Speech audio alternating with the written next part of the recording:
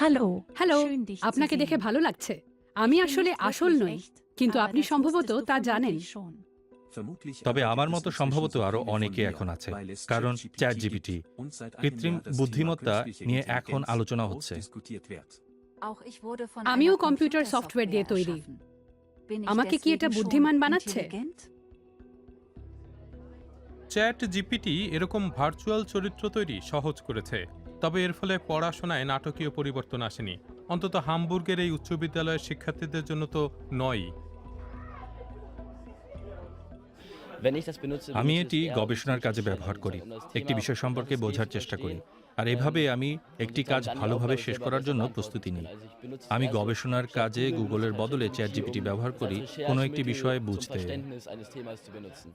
আসলে চ্যাটজিপিটি মাঝে মাঝে অদ্ভুতভাবে লেখে, তাই আমি আমার নিজের বিষয়াদি সাধারণ সার্চ ইঞ্জিনে খুঁজি।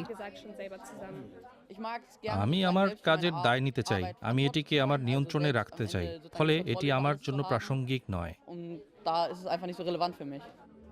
চ্যাট জিপিটি চালু হওয়ার পর শিক্ষার্থীরা সেটি বিদ্যালয়ে হোমওয়ার্ক তৈরিতে ব্যবহার করতে চেয়েছিল, কিন্তু শিক্ষার্থীরা আসলে কি করতে পারে তা জিজ্ঞাসার মাধ্যমে এবং কৃত্রিম বুদ্ধিমত্তা কোথায় সহায়তা করতে পারে তা শনাক্তের মাধ্যমে শিক্ষকরা বিষয়টি বুঝে ফেলেন। এটিকে নতুন কিছু হিসেবে বিবেচনার সে আবেদন আর নেই।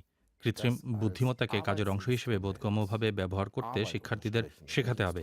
তাদের কাজের উপর গুরুত্ব দিতে হবে, সেটা করার টুলের উপর নয়, কারণ আমরা সবাই স্বাচ্ছন্দ্যদায়ক ব্যবস্থা পছন্দ করি এবং ফলাফল দ্রুত পাওয়াটা অনেকের কাছে আকর্ষণীয় ব্যাপার, কিন্তু এটা আমাদের জন্য সহায়ক নয়।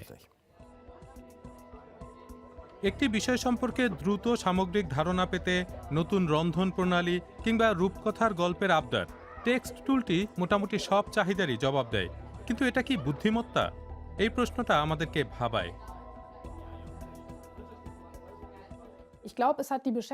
এটি কৃত্রিম বুদ্ধিমত্তার বিষয়টিকে সামনের সারিতে নিয়ে এসেছে, কারণ যদিও অনেক মানুষ কৃত্রিম বুদ্ধিমত্তা ব্যবহার করছেন, তারা এটিকে সেই হিসেবে দেখছেন না। আপনার ফোন আনলক করা, সার্চ ইঞ্জিন ব্যবহার করা, সুপারিশ খোঁজা, এগুলোও কৃত্রিম বুদ্ধিমত্তা, কিন্তু এগুলো চ্যাটবটের মতো প্রতিক্রিয়া জানায় না বলে সেগুলো ভাবছে এমনটা মনে হয় না। বর্তমানে সম্ভবত সবচেয়ে গুরুত্বপূর্ণ প্রশ্নটি হচ্ছে কৃত্রিম বুদ্ধিমত্তাকে কি করতে অনুমতি দেওয়া উচিত। চ্যাট জিপিটি পর্ন, এমনকি কন্টেন্ট যা সহিংসতাকে উস্কে দেয়, ভুয়া খবর, ভুয়া ওয়েবসাইট তৈরি এবং অপপ্রচার করতে পারে। নৈতিক ফিল্টার এসবের কিছুটা শনাক্ত এবং বাতিল করতে পারে, কিন্তু আমাদের মতো অনেকের পক্ষে এসব বোঝা সম্ভব নয়। কৃত্রিম বুদ্ধিমত্তার এত দ্রুত বিকাশ তথ্য প্রযুক্তি খাতের অনেককেও উদ্বিগ্ন করে তুলেছে। আপনি যখন দেখবেন যে ড্রোনের মতো যন্ত্রকে প্রশিক্ষণ দিতে এটা ব্যবহার করা যায় এবং এরপর সেগুলো নিজেরাই নিজেদের লক্ষ্য খুঁজতে অনুমতিপ্রাপ্ত, তখন বিষয়টি আমাকে সত্যি উদ্বিগ্ন করে। এই বিষয়েও আমাদের আন্তর্জাতিক সমঝোতা প্রয়োজন। কৃত্রিম বুদ্ধিমত্তা খাতে অধিকাংশ গবেষণায় মানুষকে সহায়তার বিষয়টি প্রাধান্য পায়, কিন্তু এটি আরও অনেক কাজে ব্যবহার করা সম্ভব।